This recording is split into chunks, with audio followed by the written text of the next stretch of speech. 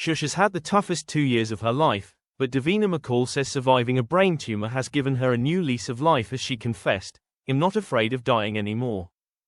The telly presenter had to face her fears when she went under the knife last year to remove the colloid cyst that could have put her in a coma if she'd left it untouched. And Davina says facing the ticking time bomb in her head has changed her perspective on life. She confessed, "It was the best gift because I am not afraid of dying anymore. I have lived the life I wanted and I am not lying there going, I wish I'd done that thing. I wish I'd done that job. I wish I'd not stayed in this relationship. I haven't lived the life I want. I mean, it's a really amazing place to get to, not being scared of dying." She added, "I think having no regrets and feeling like you are living fully in the life you want to be in, it's quite rare." Davina discovered the tumor in her brain during a random health check in 2023 and says she spoke to 4 different neurosurgeons around the world before she agreed to have it removed in November.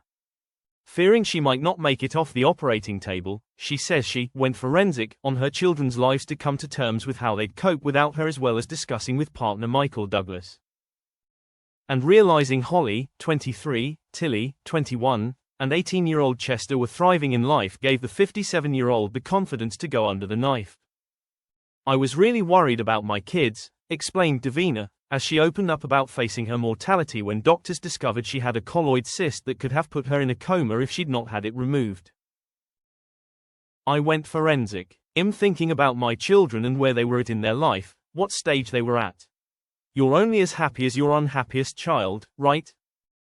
And I came to a realization after about 6 months of cross-examining them about their life and telling them the whole time how much I've loved my life," my eldest daughter caught on. She was like, "You are not dying. But I realized that they would be great, they'd miss me, I want to be with them, but they would be okay. I felt like I could go to sleep on the operating table and know that they were all here to help me. But I can let go of the outcome." TV host Davina's operation last year was a complete success and her recovery has been remarkable. But as she prepared to have the operation, it wasn't just her kids she was thinking about.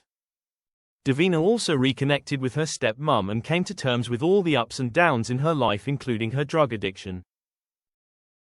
She said, "There's that saying, a life lived in fear is a life half lived. If you don't really want to do something, don't do it. But if there's something that you want to do, yeah, do it.